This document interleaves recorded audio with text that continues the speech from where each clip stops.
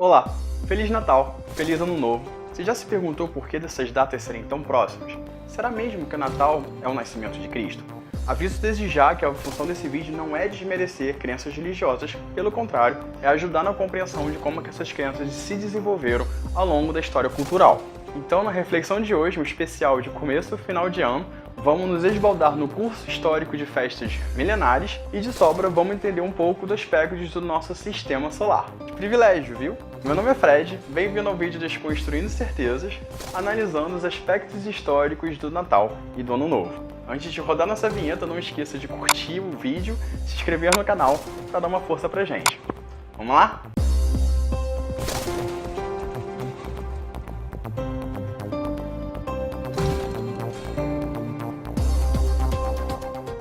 Natal, gente, tem a ver com nascimento, esperança, e isso corresponde ao percurso de festas milenares, principalmente do hemisfério norte, quando se celebra o solstício de inverno, que aqui, no nosso caso, no hemisfério sul, trata-se do solstício de verão, que é o momento que o Sol atinge seu ponto mais extremo, fazendo com que, no caso do solstício de inverno, seja o dia mais curto do ano, e no caso do solstício de verão, seja o dia mais longo do ano. Ou seja, no inverno, lá no extremo norte, os dias são muito longos, chegando ao ponto do Sol nem aparecer, ser noite, por exemplo, 24 horas.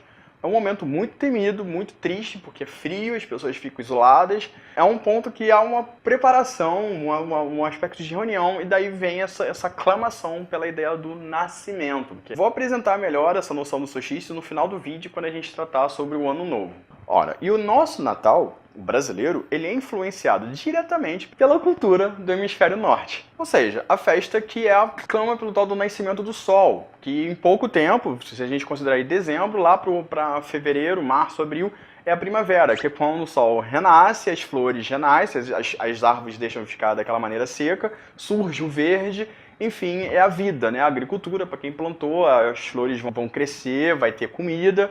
Por isso, esse momento era tão especial para os povos muito antigos, porque eles dependiam diretamente de como que seria esse novo ciclo solar, porque isso determinaria se eles teriam alimento ou não.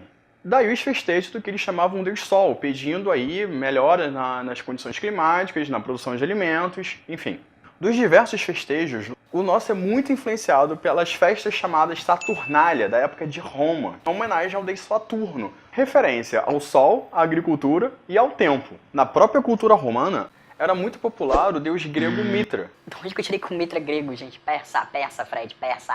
que acabou chegando até a cultura romana por causa das conquistas políticas, territoriais, imperiais daquele tempo. O deus Mitra, nesse caso, faz uma referência à luz e, de quebra, acaba sendo associado com o Sol. O interessante é que no ano 313 d.C., o imperador Constantino se converte ao cristianismo. E para auxiliar essa transição cultural entre a cultura pagã dos romanos e a nova cultura religiosa, que seria agora a cultura cristã, começa a ter a associação das festas da Saturnália com o nascimento de Cristo. Bom, de um decreto imperial, a gente tem hoje o nosso Natal. Pois é, como a gente está tratando de festas, tem formas de ornamentação. E nesse caso, como nós estamos tratando de tempos difíceis, do medo, da questão do inverno, as madeiras, os ramos, os verdes, os pinheiros eram usados como ornamentação. Pinheiro, gente, é uma árvore bem resistente. Quando você observa, por exemplo, o inverno desse hemisfério norte, que é muito gelado, o pinheiro é uma das únicas árvores que fica lá, verde, vibrante, viva. O que fez com que ele acabasse sendo associado com essa esperança da renovação da vida que viria na próxima primavera. Associada aí com a noção de luz e resistência. Essa prática, gente, fica mais evidente no hemisfério norte, onde o inverno é mais extremo. E também na região germânica, da Alemanha e do leste europeu. Por incrível que pareça, essa tradição de ornamentação dos pinheiros acabou chegando até a Inglaterra, quando o príncipe Albert, que era alemão, se casou com a rainha Vitória, rainha da Inglaterra. E um dia, em 1848, ele ornamentou a árvore de Natal com um pinheiro no Palácio Real. E a figura dessa ornamentação ganhou o mundo, até porque a Inglaterra, nesse momento do século XIX, estava dominando praticamente o mundo todo. Então nós temos mais um exemplo da política e cultura sendo influenciadas diretamente, fazendo com que você tenha, nesse período do ano, um pinheiro celebrando o inverno em pleno verão tropical.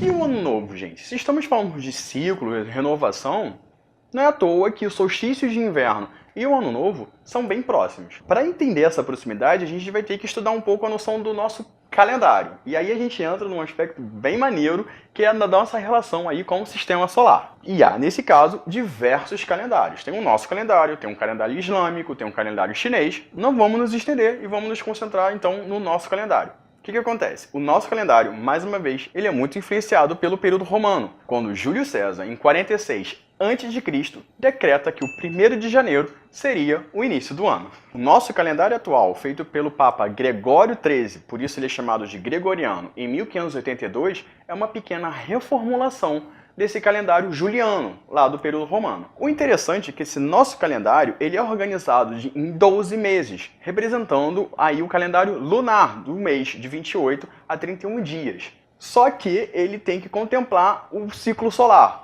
Tanto é que o nosso calendário ele é chamado de calendário solar, porque ele tem sempre que coincidir certinho com as estações do ano, que no caso, então, é determinado pelo Sol. É por isso, então, gente, a importância dos solstícios. Quando a gente observa nesse vídeo, por exemplo, a rotação da Terra em relação ao Sol, você percebe que tem um ponto que a inclinação da Terra ela muda, ela chega a um ponto do limite e volta para o outro.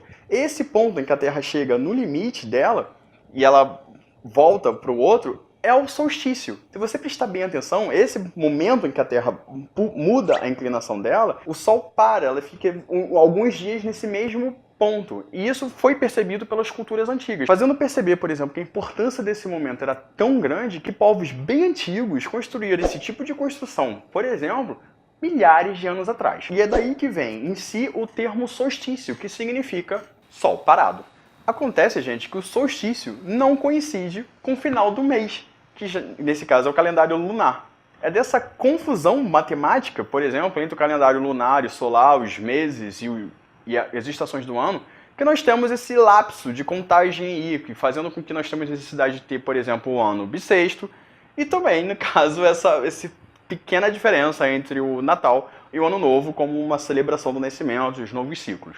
O interessante disso é que a gente vê que mesmo o ser humano, no caso dependente diretamente de fenômenos naturais, como o Sol, a rotação da Terra, enfim, a interpretação disso, a leitura que é feita disso, não deixa de ser cultural, influenciado, por exemplo, por decretos políticos, leituras matemáticas de como que pode ser feito, diferenças culturais e diferenças geográficas. Ou seja, até na festa de Natal, você não deixa de ser influenciado pela política.